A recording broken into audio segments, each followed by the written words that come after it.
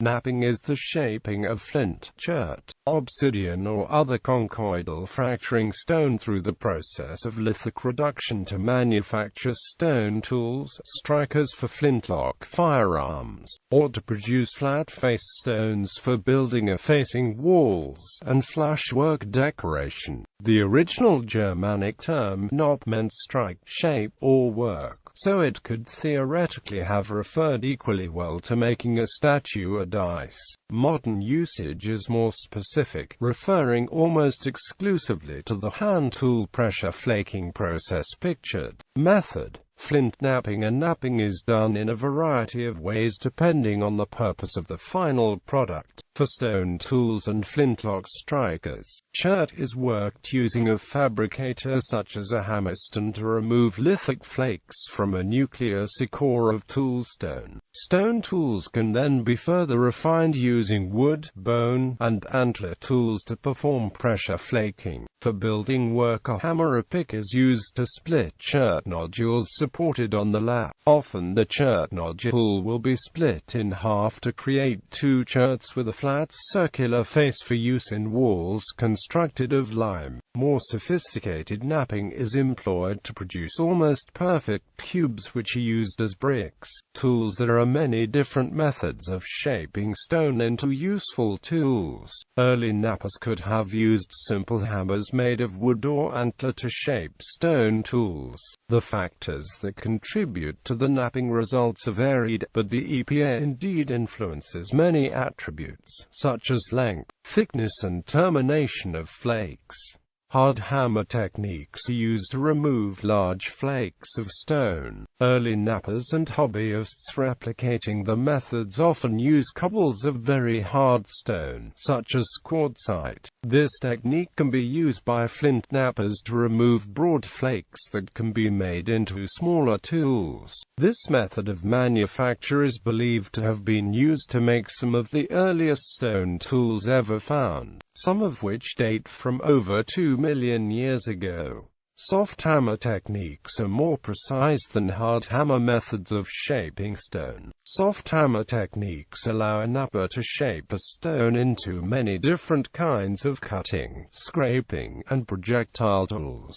These soft hammer techniques also produce longer, thinner flakes, potentially allowing for material conservation or a lighter lithic toolkit to be carried by mobile societies. Pressure flaking involves removing narrow flakes along the edge of a stone tool. This technique is often used to do detailed thinning and shaping of a stone tool. Pressure flaking involves putting a large amount of force across a region on the edge of the tool and causing a narrow flake to come off of the stone. Modern hobbyists often use pressure flaking tools with a copper or brass tip, but early knappers could have used antler tines or a pointed wooden punch. Traditionalist knappers still use antler tines and copper tip tools. The major advantage of using soft metals rather than wood or bone is that the metal punches wear down less and are less likely to break under pressure. Uses: in cultures that have not adopted metalworking technologies, the production of stone tools by knappers is common, but in modern cultures the making of such tools is the domain of experimental archaeologists and hobbyists. Archaeologists usually undertake the task so that they can better understand how prehistoric stone tools were made. Knapping is often learned by outdoorsmen, such as British bushcraft exponent Ray Mears, whose primitive technology and ancient skills courses pass on these skills. Knapping gun flints, used by flintlock firearms, was formerly a major industry in flint-bearing locations, such as Brandon in Suffolk, England and the small towns of Moisnes and Couffy in France.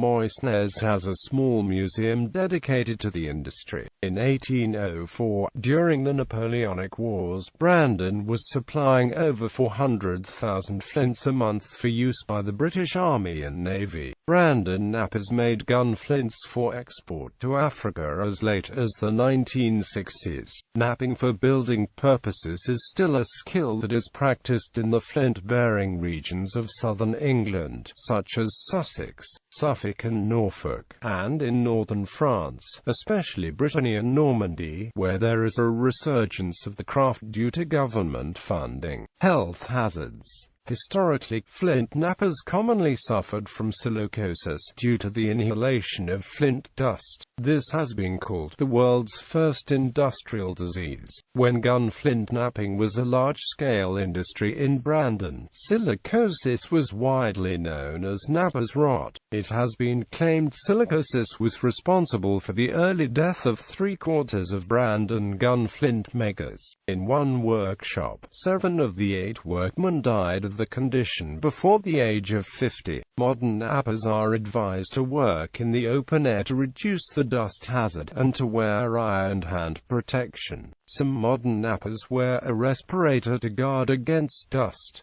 Contemporary study. Modern American interest in knapping can be traced back to the study of a California Native American called Ishii who lived in the early 20th century. Ishii taught scholars and academics traditional methods of making stone tools and how to use them for survival in the wild. Early European explorers to the New World were also exposed to flint knapping techniques. Additionally, several pioneering 19th-century European experimental knappers are also known, and in the late 1960s and early 1970s experimental archaeologist Don Crabtree published texts such as Experiments in Flintworking. Francois Bordes was an early writer on Old World knapping. He experimented with ways to replicate stone tools found across Western Europe. These authors helped to ignite a small craze in knapping among archaeologists and prehistorians.